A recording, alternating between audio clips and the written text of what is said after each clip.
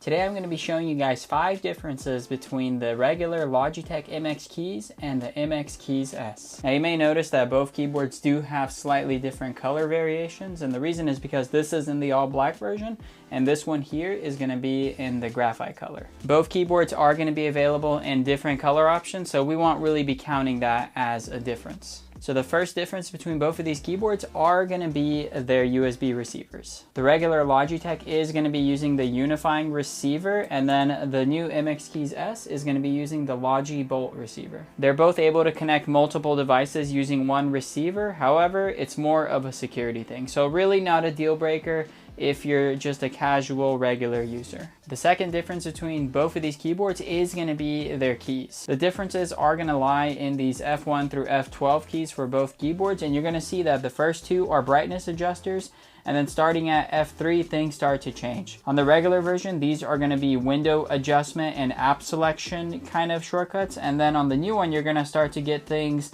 like keyboard backlight adjusting, as well as dictation mode, emoji bars, and then a mute button. But on the regular one you're not really going to have those emojis and mute buttons. And then if you go down here, you're going to start to have some media controls. So here's a quick little graphic that highlights all of the differences between both of the keyboard keycaps. However, I will say that if you did want an emoji button on the F6 key like the new keyboard, you can just go in the software and customize it to act as an emoji button just like the new version of the keyboard, but the icon physically won't show an emoji. It'll just be the regular backlight adjustment icon. The third difference between both of these keyboards is going to be the height of each keycap. Every single keycap on the MX Keys S, the new version, feels about 1 millimeter higher as opposed to the old MX original keyboard.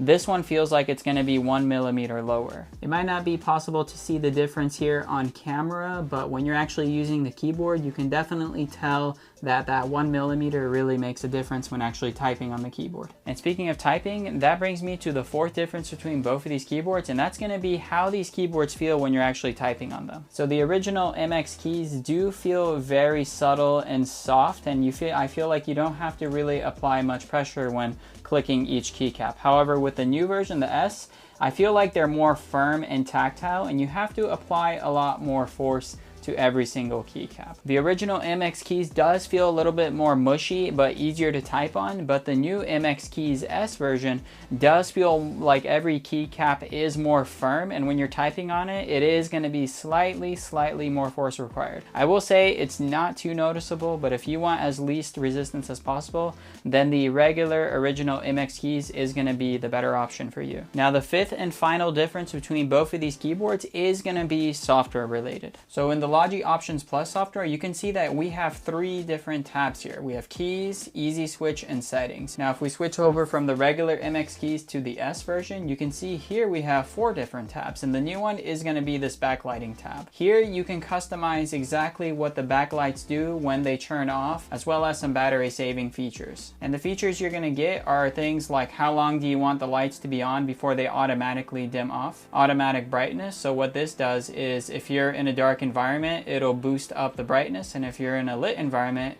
it'll bring the brightness of the lights down, which will help conserve the battery. And then here we have battery saving mode, where it'll automatically turn off the backlights when your battery drops below 10%. So as you can tell, the MX Keys S backlight settings can be customized more thoroughly than the original. However, on the original, you do have the settings built onto the keyboard, but it's still not as robust as the new one. And another minor difference in the software is on the MX Keys S, you're going to get a little percentage that shows how much battery you have left, and then on the original MX Keys you don't have that percentage indicator. So if you have the original MX Keys keyboard and you're happy with it, then I would just go ahead and stick with it. But if your keyboard is falling apart or you don't have any of these MX Keys keyboards, then I would just go with the S, since it's newer, it's fresher, and I personally prefer the typing experience of the S because it feels more firm, and I do like applying a little bit more force because it just feels more rugged to me. So if you want to see a dedicated review video on either of these keyboards, be sure to click the video up here. And with that being said, I'll see you in the next one.